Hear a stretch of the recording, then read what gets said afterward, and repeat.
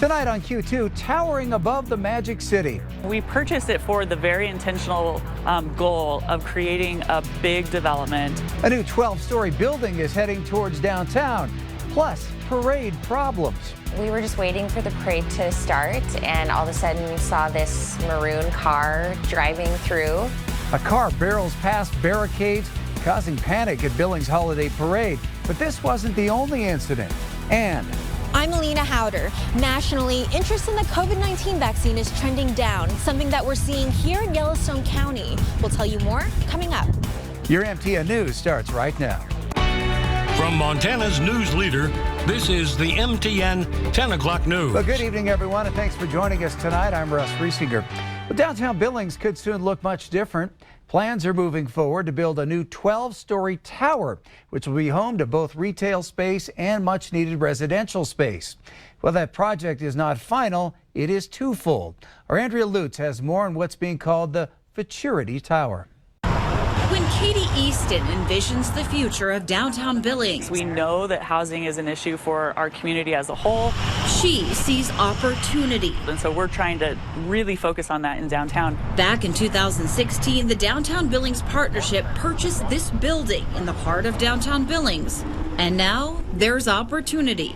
We purchased it for the very intentional goal of creating a big development on this corner. The big goal could come in the form of a very big high-rise tower. 2 levels of commercial space, topped with 10 stories of residential space. And so it's hard to say much more than that, knowing that the project hasn't been fully designed yet. But we're really excited to see what happens as that design comes to fruition. The Futurity Tower is being dubbed a housing project. It's something Steve Arviskow with the Big Sky EDA calls a catalyst to help mold future downtown development. We did a study about a year ago that said at a minimum, we need 1,000 new housing units in our downtown core.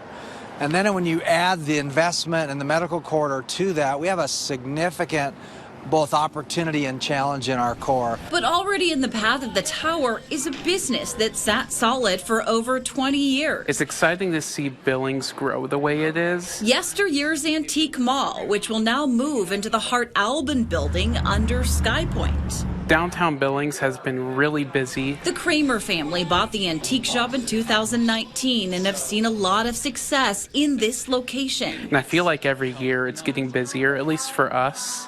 I see the businesses around us flourishing. I see people having fun coming downtown shopping, and that's really exciting. In just 60 days, they'll move, all with the help of City Council approving a tax increment financing project, relocating not just one business, but really over 80 vendors to another eye-catching location. But instead of a 3-level mall that we have here, it's going to be one massive 20,000 square foot level. The landscape of downtown Billings will once again change. It's a very, very exciting project for us. Just think of what could come next. In Billings, Andrea Lutz, MTN News. Stillwater has confirmed to MTN tonight that 100 people have been laid off, mostly from its Nye mine. The company's vice president says it was the last thing they wanted to do, but had no other option as prices of palladium continue to fall. Stillwater is North America's only producer of platinum and palladium at its 2 Montana mines. Notices were sent to affected employees around 3 this afternoon, and about half of those let go were still in their probationary period with the company. These are the first mass layoffs at the mine since August of 2015, when the company cut 119 workers. Frustrations continue at Lame Deer School. Superintendent Teresa Keel is accused of spraying some kind of aerosol spray into the face of a 12-year-old student. The girl's guardians say it was mace. The superintendent denies that. This is not the first issue Keel has dealt with as a school administrator. According to her LinkedIn profile, her past stints as an administrator were brief.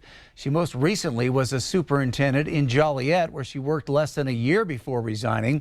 Before that, her contract was not renewed at Gallatin Gateway.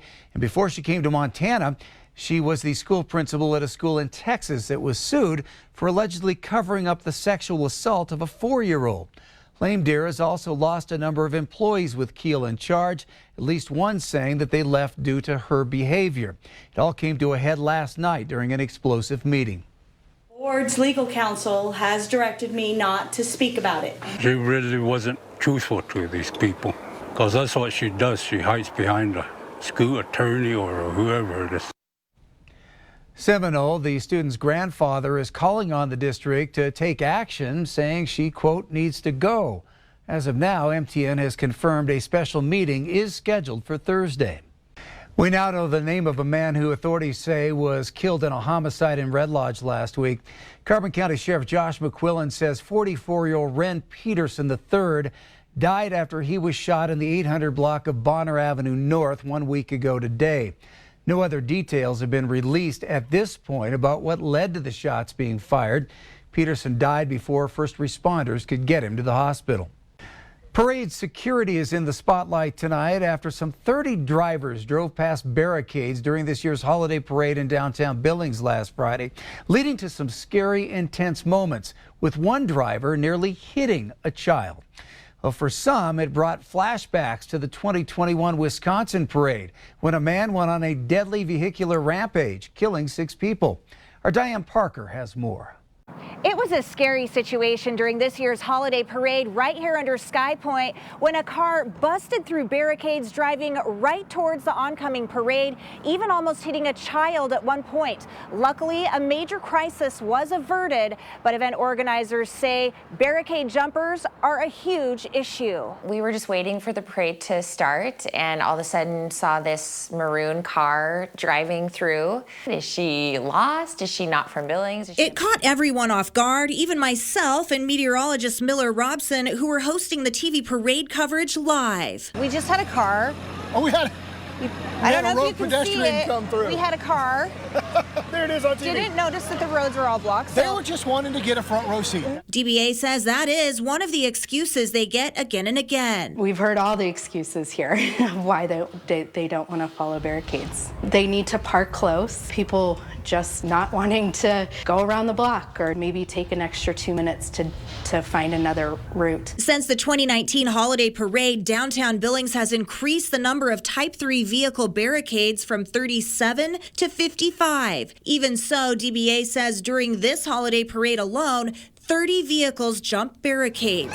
In fact, Billings police were responding to another barricade jumper when the now famous barricade jumper drove right through Sky Point. My fellow teammates jump in and try to guide her out safely. She had to run and stop this car from moving so fast through the crowd. Miss Lindsay Richardson, she ran out. She's at downtown Billings and she was like, no, stop.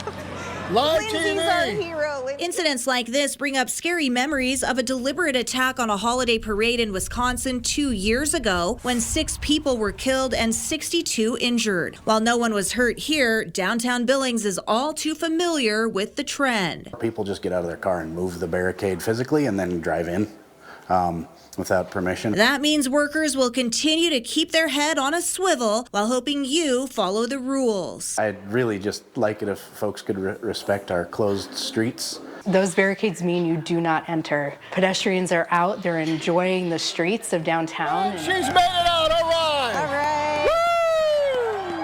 In Billings, Diane Parker, MTN News. A wildfire that sparked south of Big Timber last night is now pretty much out, but has burned several hundred acres. That fire broke out near the intersection of East Boulder Road and Main Boulder Road around 8 o'clock. Columbus Rural Fire, Park County Rural Fire, and the U.S. Forest Service all responded to the fire. Crews continue mop-up duty, and no cause has been determined yet.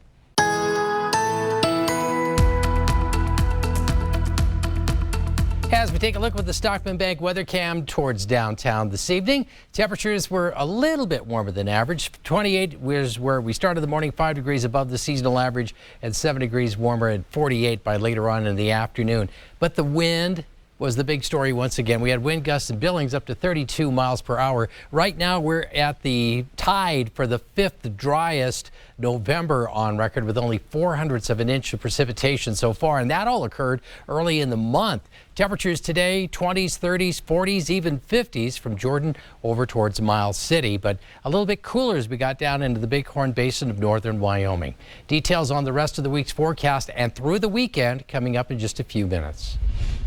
Montana Fish, Wildlife and Parks is investigating why geese are being found dead at a popular park in Laurel. 9 geese were found dead at Laurel's South Pond, with others showing signs of illness. This time the cause is unknown, but authorities fear it may be the result of the bird flu. FWP says people should use caution when handling geese and to keep all pets away from carcasses. So far, the park does remain open. COVID concern is still very real as the virus continues to spread, but the number of people receiving the vaccine has dropped off significantly. More than 80% of all Americans received at least one dose of the early vaccines. This year, just 14% of adults have gotten a COVID shot. It's much less popular than flu shots. Since September, Riverstone Health has administered just more than 1,100 COVID shots, but nearly 1,900 flu shots. Kyle Austin with Farm 406 believes one specific reason could be behind the declining interest. The shots are now much more expensive since they're no longer subsidized by the government. If you're an individual that's uninsured, you're going to be flipping a bill about $150 for a COVID shot this year. Austin also believes nervousness with the side effects and vaccine hesitancy are also playing parts in the drop-off. Baseball season may seem like an eternity away, but the Pioneer League is already busy with off-season business.